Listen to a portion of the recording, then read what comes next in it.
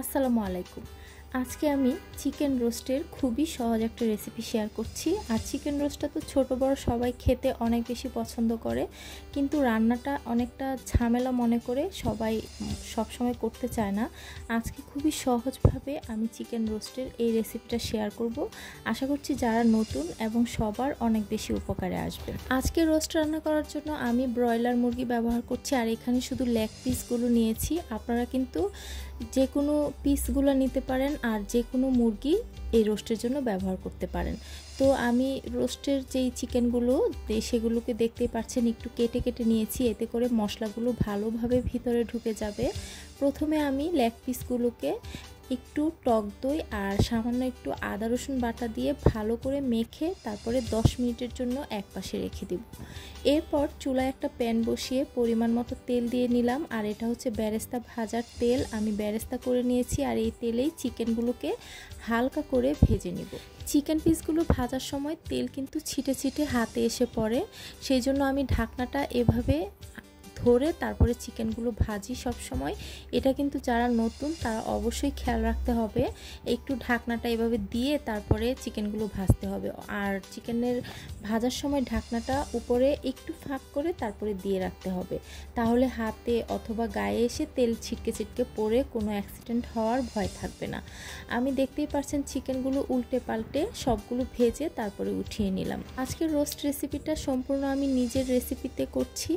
আমি এখানে একটা ব্লেন্ডার জারে কিছু কিশমিশ আর কিছু দিয়ে দিচ্ছি হচ্ছে বেরেস্তা। এখানে হাফ কাপ বেরেস্তা আছে, আর টক দই দিয়ে দিলাম হাফ কাপ। এগুলোকে আমি ব্লেন্ড করে নিব। ব্লেন্ড করা হয়ে গেলে একটা বাটিতে নিয়ে নিচ্ছি, আর এরপর দিয়ে দিচ্ছি এখানে 1 টেবিল চামচ পেঁয়াজ বাটা, পরিমাণ মতো লবণ, হাফ চা চামচ জিরার গুঁড়া, পৌনে 1 চা চামচ দিয়ে দিলাম ধনিয়ার গুঁড়া, আর খুবই সামান্য লাল মরিচের গুঁড়া দিয়ে দিলাম।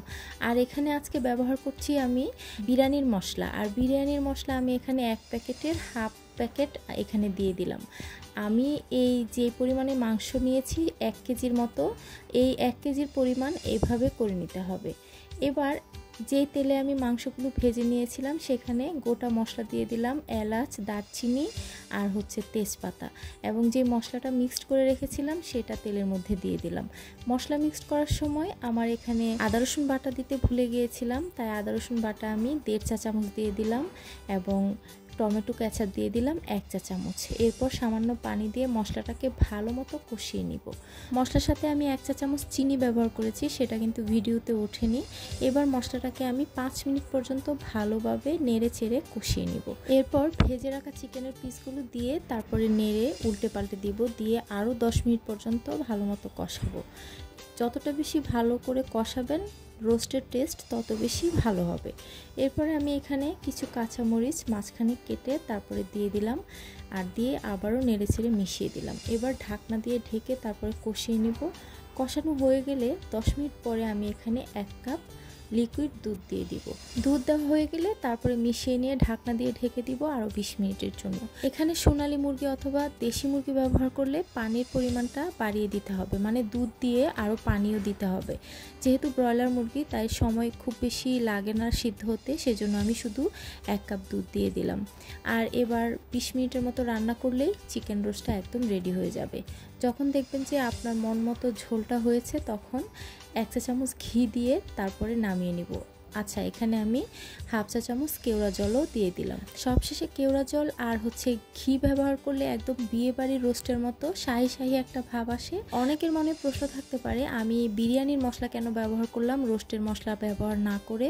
আমার কাছে রোস্টের মশলার চাইতে বিরিয়ানির মশলার যে ফ্লেভারটা রোস্টের মধ্যে অনেক বেশি ভালো লাগে। আপনারা কিন্তু রোস্টের মশলাও ব্যবহার করতে পারেন, অথবা যদি রোস্টের মশলা ঘরে না থাকে বিরিয়ানির মশলা থাকে, সেক্ষেত্রে বিরিয়ানির মশলা যদি ব্যবহার করেন একদমই একই রকম টেস্ট আসবে। আর আপনারা দেখতেই পাচ্ছেন চিকেনটা কত বেশি সুন্দর লাগছে, যতটা সুন্দর দেখতে হয়েছে খেতেও মাশাআল্লাহ এত বেশি সুন্দর মজার হয়েছিল। আমার এই রোস্টের প্রশংসা আলহামদুলিল্লাহ সবার থেকে পেয়েছি। আজকে যে রেসিপিটা শেয়ার করলাম এভাবে আপনারা বাসায় একবার রান্না করে দেখবেন, সবাই অনেক বেশি পছন্দ করবে, অনেক বেশি প্রশংসা করবে। ঝোলটা খুব বেশি ঘন করে তারপরে কিন্তু চুলা থেকে নামাবেন না, একটু পাতলা থাকা অবস্থাতেই নামিয়ে নেবেন, কারণ ঝোলটা কিন্তু চুলা থেকে নামানোর পরে এমনিতেই আরও বেশি ঘন হয়ে যায়। দেখতেই পাচ্ছেন মাশাআল্লাহ কতটা টেস্টি, কতটা ইয়ামি দেখাচ্ছে। আশা করছি আজকের রেসিপিটা আপনাদের ভালো লাগবে। যাদের ভিডিওটা ভালো লাগবে অবশ্যই আমার পেজটাকে ফলো করবেন, আমার ইউটিউব চ্যানেলটিকে সাবস্ক্রাইব করবেন। আজকে এ পর্যন্তই, দেখা হবে আবারও নতুন কোনো রেসিপি নিয়ে। আপনারা সবাই ভালো থাকবেন, আমাদের জন্য দোয়া করবেন। আল্লাহ হাফেজ।